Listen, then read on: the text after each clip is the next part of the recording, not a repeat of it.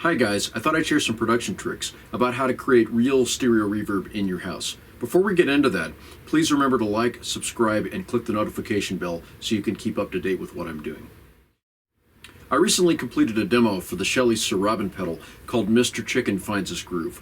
On that song, I ended up tracking a clean DI that I used later on to reamp through the pedal because I wasn't sure if I was going to commit to that sound. Now, usually I commit to a sound because I believe you play a certain way going through the equipment, but the fact that I have the DI means I can do some cool stuff with it. So let me go ahead and show you what the DI sounded like that I was starting with.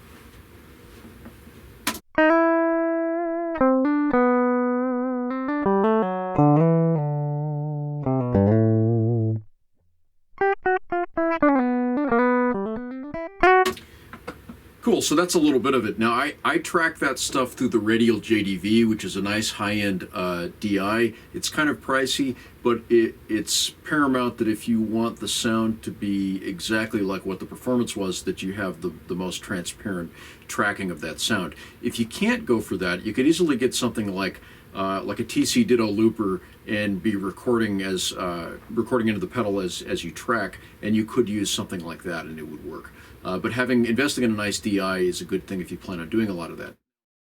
So once you have the DI, you can do a variety of things. The first obvious thing is you could send it back through any amplifier or pedal of any kind and retrack that. So as I said, I used the Robin pedal for the song, but here's what that exact performance sounds like through my normal lead channel settings on my KSR.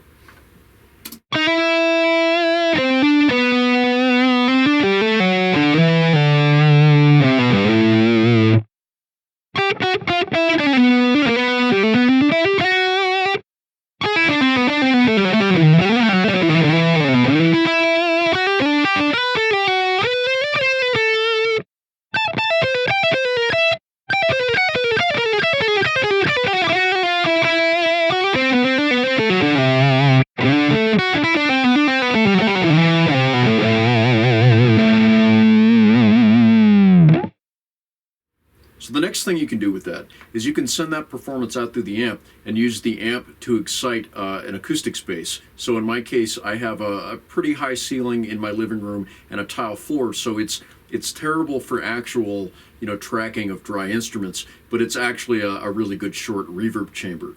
I'll explain the stereo miking in a minute, but what that allows me to do is then send it back through the amp and get the exact performance through the amp and using it to excite the acoustic space. Now, why would you need to do that? Why wouldn't I just track when I'm recording? Well, the problem is, if you're recording in a house, you're not in an isolated acoustic space. So what I mean is, I'm not isolated from the outside noises, and you have to run a lot of gain to pick up the ambience, in a completely different room, 50 feet away from the room you're tracking the guitar cab in.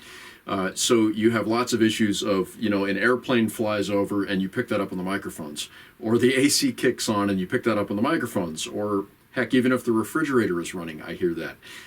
So that means that I can focus on the actual performance of recording the guitars when I'm doing it. And then later on, I can wait till everything's quiet and I'm monitoring that and then hit the playback in order to send it out to track the reverb. But let me show you what the reverb sounds like without the dry guitar, and then we'll put it together. Here it is.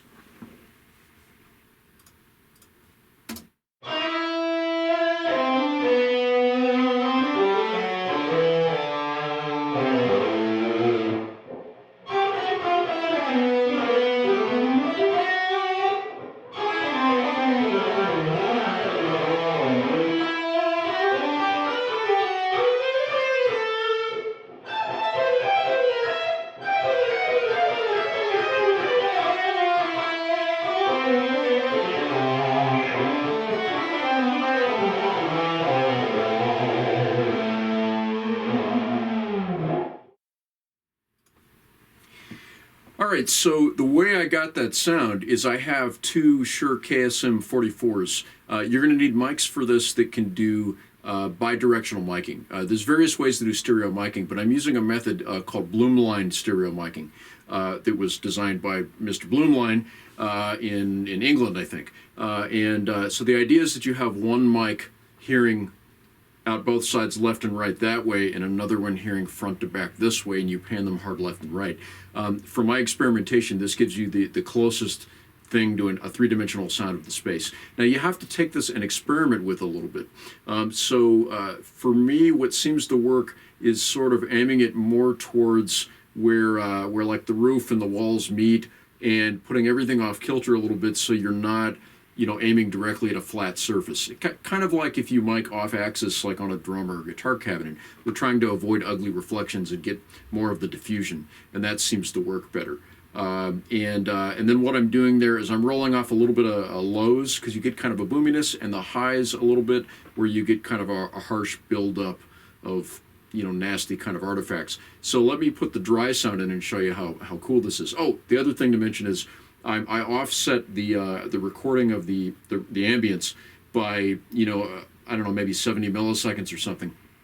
So I just moved the file back a little bit, the recordings, and that's creating sort of a pre-delay. So if you're not familiar with that in Reverb, the pre-delay means there is a little bit of a delay before the reverb happens, and that allows a little bit of space so you're not getting this washy buildup that clashes with all the distortion. So here it is with the dry mixed in with the wet.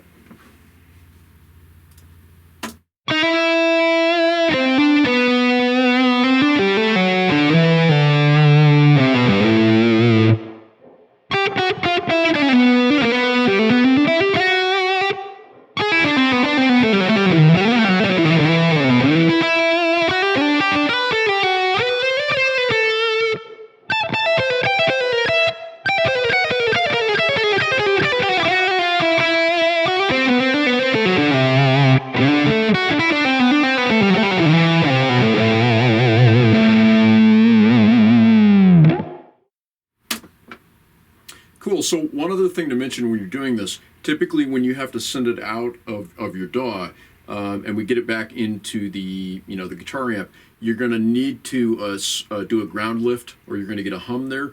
The other thing is you're going to need to, like, if you don't want to have feedback and issues and don't want to kill yourself here, you want to make sure that you have the ability to send out on different outputs. So I want to be able to send an output where I could, so like I have my routing set in my template here, where I have effects sends for each of the track stacks. So in Logic, I can make a track stack that's basically a bus mix down of all the lead guitars and the rhythm guitars and all that. So I have that where I can send it to outputs 3 and 4, which is not your master output. That way it's only, I can send just the DI on that output, so nothing else that plays back will go through and create a feedback problem, because we don't want to hear the recording, the tracking of the reamp going back through the reamp where you have a feedback loop. So make sure that you can output the DI on a separate output and record on another one, and even like mute the recording, because we don't need to hear that when it's coming in. And that will keep you from killing yourself with a high-pitched feedback squeal that we want to avoid. I'm using the Radial JCR, the John Cuniberti reamp. I use that. It sounds great. But the other thing I use it for is I usually send out of that, like typically I use outboard effects. I use the Strymon timeline for my standard lead sound on a ping pong delay matched to the tempo. Rather than using a plugin, I like the sound of that device. And the thing is, when you're sending out from an analog unit, the JCR allows you to give it the timeline a little bit better, more friendly signal level to hit the timeline. And then I come out of that in stereo and go into a radial JDI duplex to record the left and right, and then I blend that back in.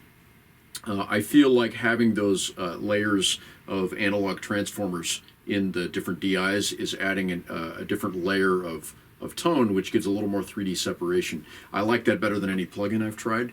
I don't know, it's just something I like. But there are amazing plugins out there. But if you haven't tried it, a lot of the pedal equipment is comparable to high-end rack units from 30 years ago in the algorithm. So you should try it. Let me show you what it sounds like when I use my standard timeline setup.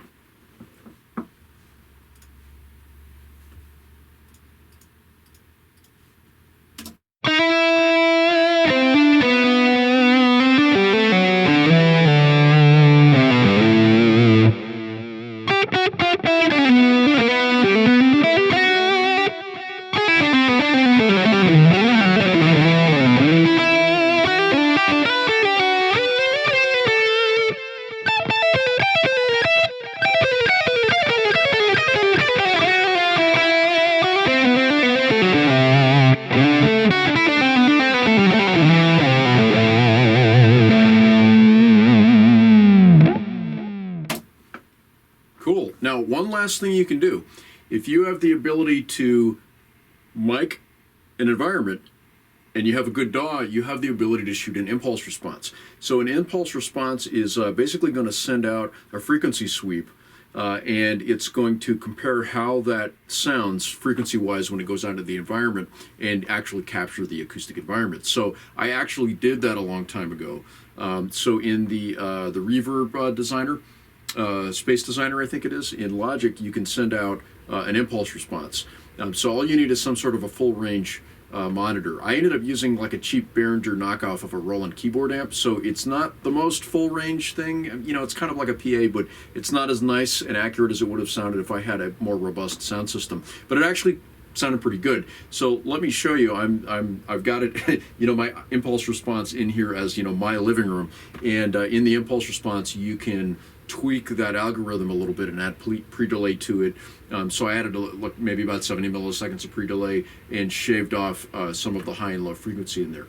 Let me show you what it sounds like. We'll do it blended together first, and then I'll show it to you just the wet.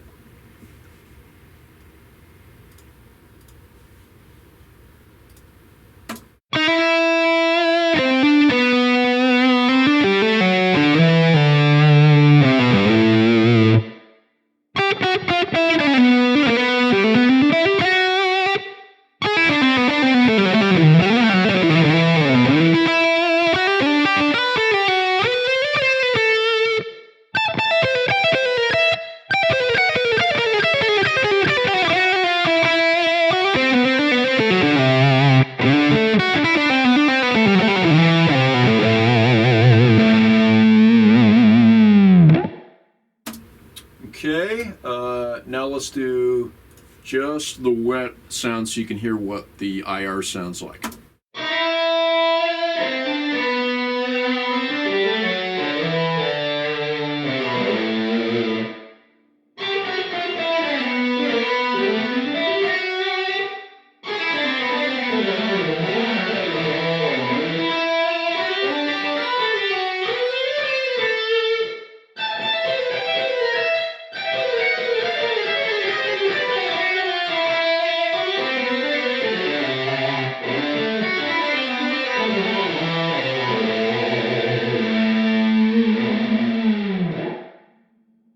Well, there you have it, guys.